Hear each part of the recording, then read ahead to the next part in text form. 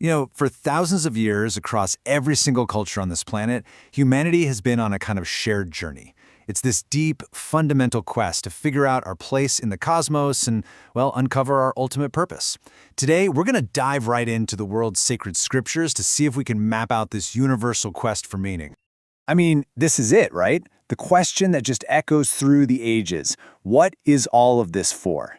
Religions, as you know, offer tons of answers, but pretty much all of them start with this search for something, well, something bigger than ourselves. Okay, let's get into it. So, to really understand the journey, we've got to look at the destination first. Before we even talk about the traveler or the path they take, let's explore the goal itself, what all these different traditions call ultimate reality. So what exactly is ultimate reality? Well, think of it as the final foundational power behind absolutely everything. It's the source, it's the destination, and it's the very fabric of existence itself. It's the thing that seekers are seeking, whether they call it God, Nirvana, or the Tao. What's so fascinating is just how wildly diverse the images of this reality are. For some, it's a personal God, someone you can actually have a relationship with. For others, it's this vast, impersonal, transcendent force, kind of like the Hindu concept of Brahman. Or maybe it's a spirit that's already dwelling inside you, or a state of perfect freedom, or even a collective of many spirits working together. The pictures are all different, but the search itself seems to point in the same direction. And despite all those different images, a really common theme pops up: mystery. This quote, from the Hebrew Bible and shared by both Jews and Christians, points to a reality that isn't just out in the open. It's a transcendent power that's veiled from our everyday sight. It's hidden. And we see this same theme of profound mystery echoed in Islam.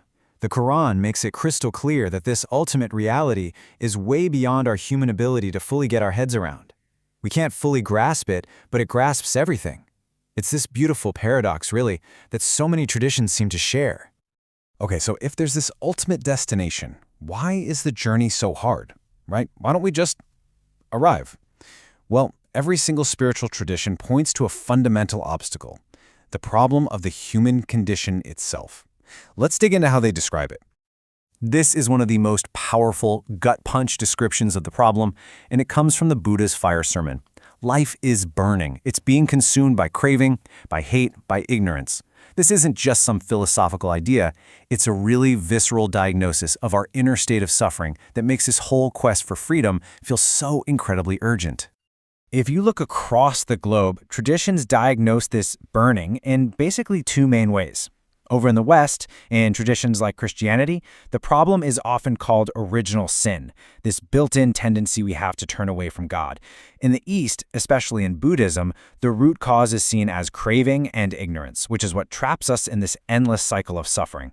They're different diagnoses, for sure, but they both point to the same deep, fundamental human problem.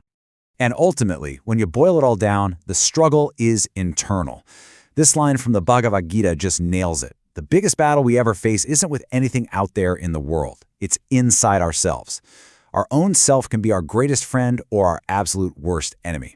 Which, of course, begs the question, how in the world do you win that inner war? Well, this brings us to the path forward. See, religions don't just point out the problem. They offer these incredibly detailed maps and toolkits for the journey. They lay out paths to help us navigate our own inner landscape and get past the obstacles we all face. And if you look across all these traditions, you start to see four main approaches kind of bubble to the surface. Some paths, like in Christianity and Islam, are all about faith, a deep, profound trust in divine power. Others, like in Judaism, focus on law, following a set of divine rules. Then you've got the path of grace, which is about relying on unearned, divine help.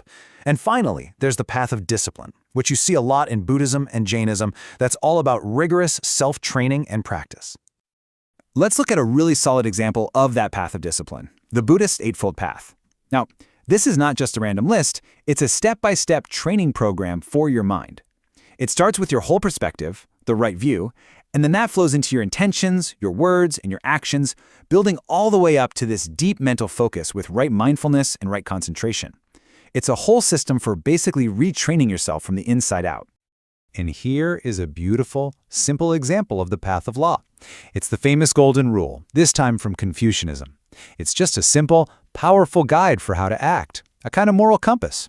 And what's amazing is you can find some version of this idea in almost every single major religion on Earth. But here's the thing. These paths aren't always separate highways. They can intersect. This quote from the New Testament shows this fascinating dance between two of them. It says, you have to put in the work out your own salvation, but at the very same time it says that effort is actually powered by divine grace, for God is at work in you. It's this amazing synergy of human discipline and divine help working together. So you've navigated the path, you've overcome the obstacles. What does arrival even look like? What's the ultimate result of this whole epic quest? Let's explore the final destination, a completely, utterly transformed life. What's absolutely crucial to get here is that the goal isn't a physical place. We're not talking about a heaven up in the clouds or some specific location. It's an inner revolution. It's about becoming a new person, someone who is fundamentally changed, perfected, and is living in a state of just profound peace. Here's one vision of what that transformed person looks like. This is the Taoist true man. He lives in this effortless harmony with the flow of the universe, the Tao. There's no forcing things, no big emotional ups and downs, just a simple, profound acceptance of how things are. In Jainism, the goal is to become a supreme soul. This is a state of absolute, total perfection. The soul is freed from all karmic baggage and achieves omniscience, infinite bliss, and is totally free from the cycle of birth and death. It's a pretty incredible goal.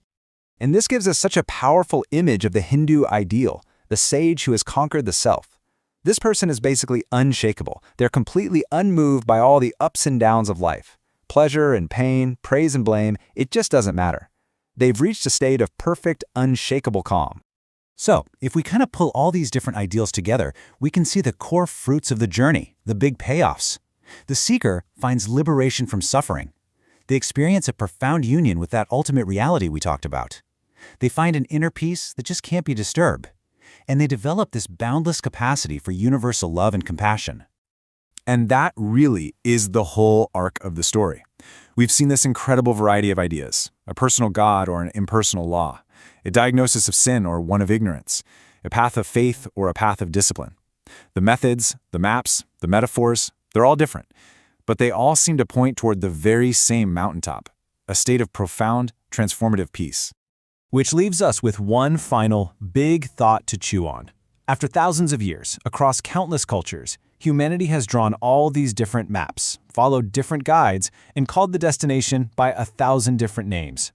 Does this shared quest, in all its incredible diversity, ultimately reveal that we have all been searching for the exact same thing all along?